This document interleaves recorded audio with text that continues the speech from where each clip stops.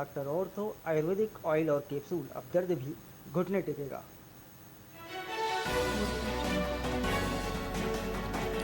दशहरे पर रायपुर में जला 101 फीट का रावण, भव्य आतिशबाजी की गई। दुर्ग कोड़ा कांडा गांव और अंबिकापुर में बरसते पानी के बीच दहन।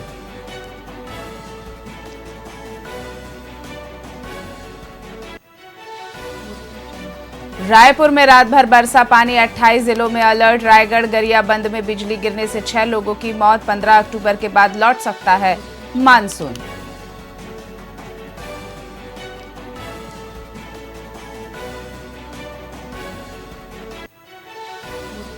अमित शाह आज रायपुर में रुकेंगे, कल जगदलपुर जाएंगे। बस्तर दशहरा में शामिल होंगे। दौरे से पहले 1 करोड़ के इनामी 103 नक्सलियों ने डाले हथियार।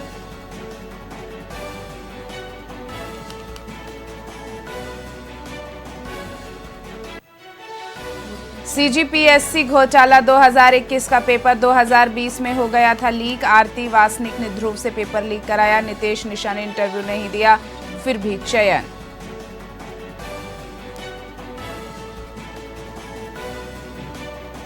और बीजापुर में माओवादियों का ऐतिहासिक आत्मसमर्पण। कुल 103 माओवादियों ने पुलिस और प्रशासनिक अधिकारियों के समक्ष किया आत्मसमर्पण।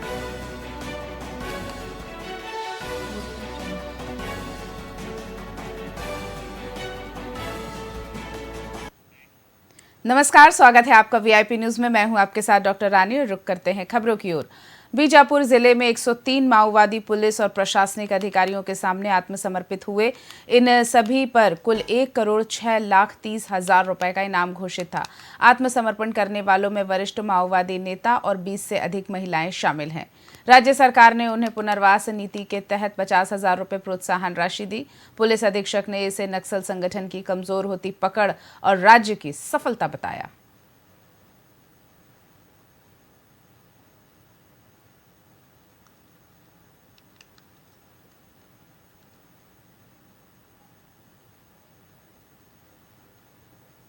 गांधी जयंती और दसरा के पावन उपलक्ष्य पे एक हमारे लिए बड़ी खुशी की बात है कि आज 103 माओवादी बीजापुर पुलिस और सीआरपीएफ के समक्ष आत्मसमर्पण कर रहे हैं। इसमें से जो माओवादी हैं उसको उन पर कुल 1,06,00,000 का इनाम घोषित था, जिसमें डीवीसीएम स्तर का 1, एसीएम स्तर के 8 प्लाटून पार्टी सदस्य, डीएकेएमएस, इसी प्रकार लगभग 5 जो जनताना सरकार के सारे मेंबर जो कि इंद्रावती के पास में थे, उटला, घोट जैसे जो आरपीसीज थे, उनके 4-5 आरपीसी के सदस्य पूरे आत्मसमर्पण कर दिए हैं। तो इस प्रकार कुल 103 माओवादियों ने आज इस शुभ अवसर पर आत्मसमर्पण किया है। आत्मसमर्पण करने का जो मुख्य रीजन था वो जो सरकार के जो विकासोन्मुखी जो कार्य चल रहे हैं, इसके अलावा जो एंटी नक्सल ऑपरेशन जो इसमें दबाव बढ़ता जा रहा है, नए-नए क्षेत्रों में नए कैंप खुलते जा रहे हैं, नियत दंडानार के तहत नई-नई योजनाओं का क्रियान्वयन निचले स्तर तक जा रहा है, उस पर से और जो माओवादियों की विचारधारा है, जल जंगल जमीन, जो कि एक खोखली विचारधारा है, उससे क्षुब्ध होकर और आपसी भेदभाव और कई सारे जो इसके रीजंस थे, इसकी वजह से आज बीजापुर पुलिस और सीआरपीएफ के समक्ष आत्मसमर्पण किए हैं। राजनांद गांव में दशहरा उत्सव असीस कौर के सुरमई प्रदर्शन से जगमगा उठा। हजारों की भीड़ ने संगीत, भक्ति और रावण दहन का अद्भुत संगम देखा। रावण दहन के समय पूरे मैदान में जय श्री राम के नारों की गूंज हुई। एआई आतिशबाजी ने आसमान को 10 मिनट तक रंगों से रोशन किया। डॉक्टर रमन सिंह ने स्वदेशी अपनाने का संदेश देते हुए बड़े मैदान की जरूरत बताई।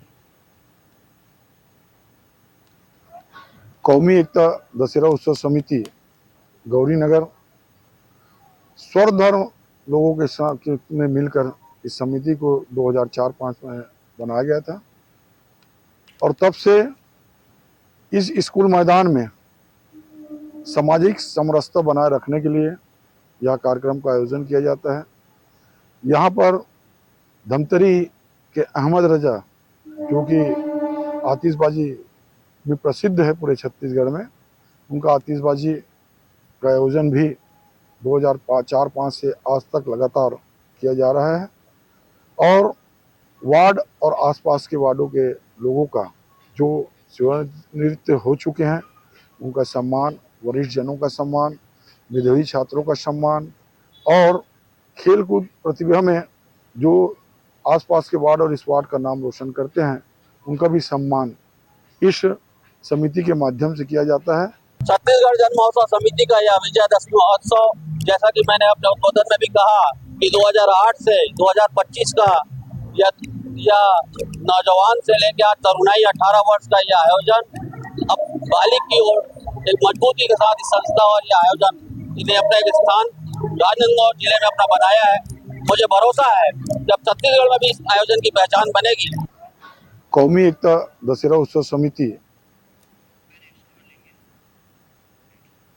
राजनांदगांव में विजयदशमी के मौके पर रानी सागर चौपाटी के पास पर्यटन सहायता केंद्र का उद्घाटन हुआ। लोकार्पण विधानसभा अध्यक्ष डॉक्टर रमन सिंह ने किया। छत्तीसगढ़ टूरिज्म बोर्ड की इस पहल से प्रदेश और देश भर में आने वाले पर्यटक लाभान्वित होंगे।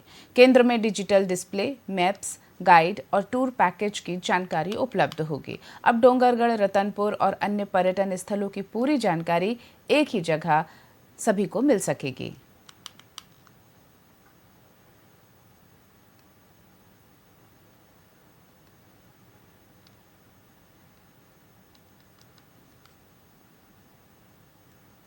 संभावनाएं दिखती है आपको राजनांदगांव जिले में जिस तरह का पर्यटन को लेकर? आज विजयदशमी का पावन अवसर है।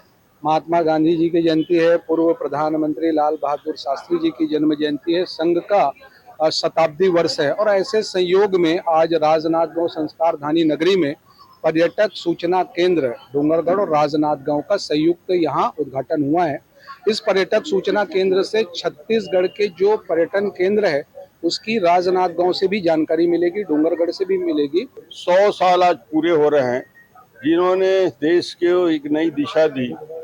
आज राजनांदगांव के लिए भी काफी खुशखबरी का दिन है। नीलू शर्मा पर्यटन मंडल के अध्यक्ष बनने के बाद पूरे प्रदेश में पर्यटन के क्षेत्र में काफी तेजी के साथ काम हुआ है। कुछ नए कॉरिडोर के निर्माण भोरमदेव में और कॉरिडोर और अन्य कॉरिडोर में फिल्म सिटी का एक बड़ा काम जो स्वीकृत हुआ है और उसके साथ ही 13 ऐसे पर्यटन के सूचना केंद्र आज राजनांदगांव और डोंगरगढ़ 2 केंद्र का यह उद्घाटन हुआ।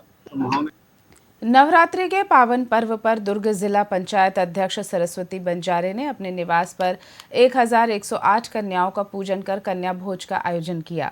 इससे पहले उन्होंने डोंगरगढ़ तक 100 किलोमीटर की पैदल यात्रा भी की थी। नवमी के अवसर पर आयोजित इस कार्यक्रम में हजारों छोटी कन्याओं ने प्रसाद ग्रहण किया। इस दौरान अहिवारा विधायक डोमान लाल कोरसेवाड़ा, भिलाई जिलाध्यक्ष पुरुषोत्तम देवांगन समेत कई सदस्य बधाई देने पहुंचे। जिलाध्यक्ष ने सभी कन्याओं को उनकी शिक्षा में उपयोगी हो सकने वाले विशेष उपहार भी भेंट किए।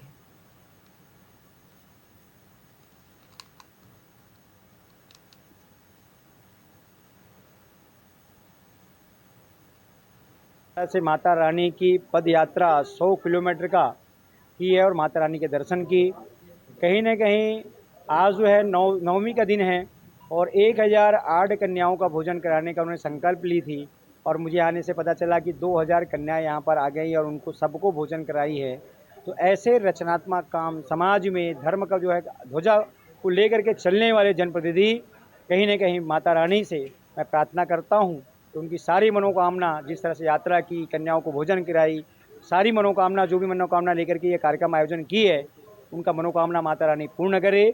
जी सभी आप सभी को अवगत होगा कि हमने जामुल से डोंगरगढ़ के लिए 100 किलोमीटर की पदयात्रा को पूर्ण किया है 3 संकल्पों को लेकर के, जिसमें से हमारा पहला संकल्प था बेटी पढ़ाओ बेटी बढ़ाओ। तो उस संकल्प को प्रोत्साहित करते हुए, हमारी बेटियों को प्रोत्साहित करते हुए हमने नौकन्या भोज में, जो कि हमारा हर वर्षों का हमारी संस्कृति, हमारी परंपरा है कि हम हर वर्ष नौकन्या भोज कराते हैं। माता रानी का 9 रूप समझ के 9 कन्याओं को देवी स्वरूप मान के उनका पूजा सत्कार करते हैं। तो इस नवरात्रि में इस अवसर पर हमने भी 1008 कन्या भोग कराया है और ये भोग केवल एक कार्यक्रम ही नहीं था, कहीं ना कहीं हमारी संस्कृति, हमारी परंपरा, हमारी आस्था का भी प्रतीक था। से माता राजनांदगांव में दशहरा पर्व पर 51 फीट ऊंचे रावण का दहन किया गया। कार्यक्रम म्यूनिसिपल स्कूल ग्राउंड और स्टेट हाई स्कूल मैदान में हुआ। आयोजन में प्रसिद्ध सिंगर असीस कौर ने अपनी प्रस्तुति दी। 25,000 लोगों के लिए बैठने की व्यवस्था, पुलिस सुरक्षा, CCTV और ट्रैफिक प्लान पूरी तरह सक्रिय रहा। राम रावण संवाद, लोक झांकियां और रायपुर से आई बैंड टीम ने माहौल को और भी भक्तिमय और भव्य बना दिया। यह आयोजन 30 साल पुरानी परंपरा को और खास बनाता है। जय श्री राम के नारों से पूरा वातावरण गूंज उठा।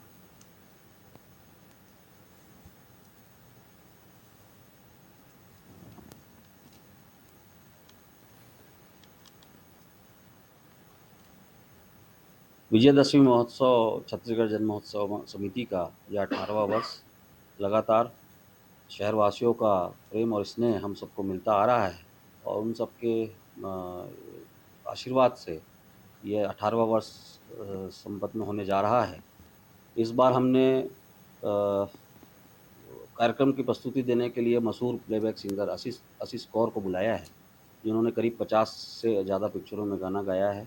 आज की तारीख में मशहूर जो अरिजीत सिंह हैं, उनकी वो बहुत अच्छी साथी गायिका है और उनकी एक टीम पूरी 14 लोगों की यहाँ आ रही है कार्यक्रम की प्रस्तुति देने के लिए।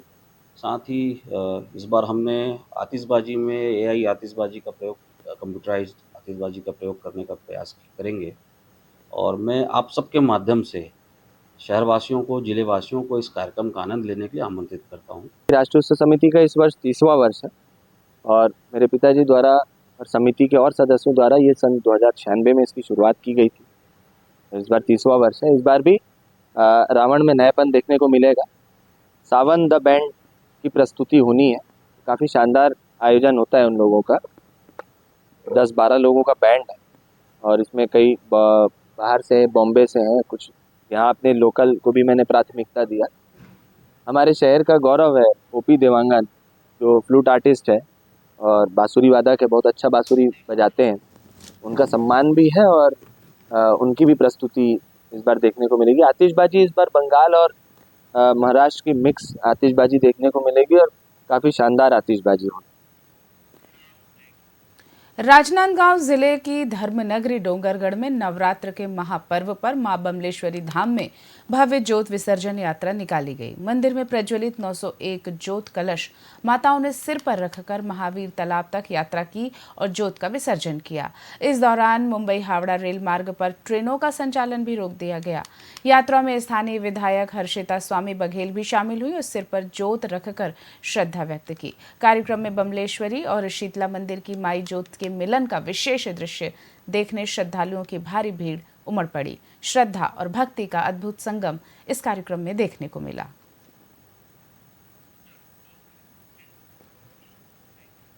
छत्तीसगढ़ की खबरों में फिलहाल इतना ही। आप देखते रहिए VIP न्यूज़। नमस्कार।